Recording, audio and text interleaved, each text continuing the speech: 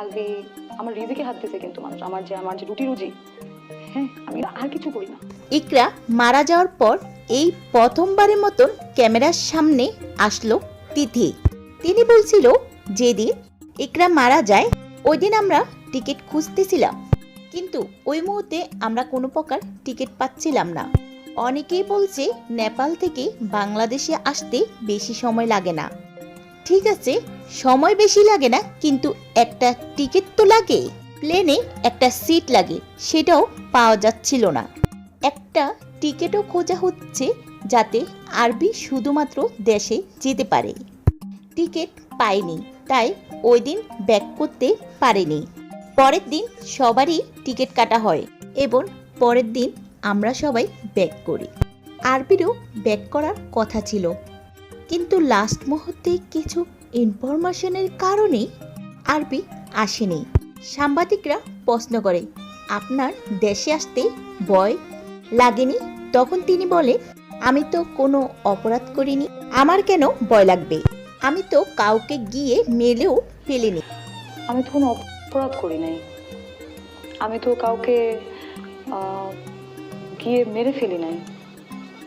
একটা মানুষ নিজে আত্মহত্যা করেছে, তার অনেক কষ্ট, অনেক দুঃখ, অনেক কিছু আছে। আই অ্যাডমিট, আমি মানলাম সে জীবনে আর সহ্য করতে পারছিল না, অনেক কষ্ট নিয়ে সে পৃথিবী থেকে চলে গেছে, আমি সবই মানলাম। বাট আমি তো তাকে গিয়ে মারি নাই, আমি তাকে গিয়ে মারি নাই। এবং আমি তাকে মানে থাকে না যে তোমার জামাইকে ছাড়ো, তোমার জামাইকে আমি বিয়ে করবো, যেগুলো কথা মানুষ বলতেছে, বা তিথি প্রেগনেন্ট, তিথি আর আলু বিয়ে করছে, এগুলো তো কোনোটাই সত্য না, বা আমি তো ওকে গিয়ে এগুলো বলি নাই। তো আমার তো এখানে কোনো দোষ নাই, আমি কেন মানে ভয় পাবো আসতে? আমার তো এখানে ভয় পাওয়ার কিছু নাই। ক্যারিয়ারে কি হবে, আমার রিজিকে হাত দিছে কিন্তু মানুষ, আমার যে রুটি রুজি, হ্যাঁ আমি কিন্তু আর কিছু করি না, এটা আমার একমাত্র প্রফেশন। আমি এই টাকাই আর্ন করি, এবং যে কথাগুলো মানুষ বলে আমার বাসা ভাড়া আলবি দেয়, হ্যাঁ আমাকে কি কি জানি দিচ্ছে, তো না রে ভাই, আমি অনেক আমার কষ্টের টাকা দিয়ে আমি বাসা ভাড়া দিয়ে বাজার করি। আমার ফ্যামিলিতে আমার বাসায় আমার মা নানু থাকেন। হ্যাঁ আমার রুজিতে হাত পড়ছে, এটা হয়তো আমাকে সাফার করাবে, সাফার হয়তো করতে হবে, আবার নাও করতে হতে পারে।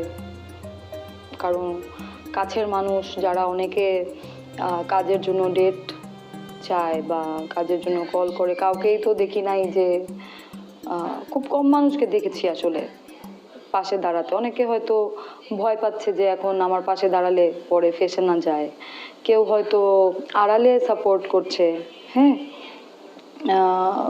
দূর থেকে বলছে যে তোমার সাথে আছে, তোমার পাশে আছে, তুমি ভেঙে পড়ো না, তোমাকে আমরা চিনি, ওই বিষয়টা আছে।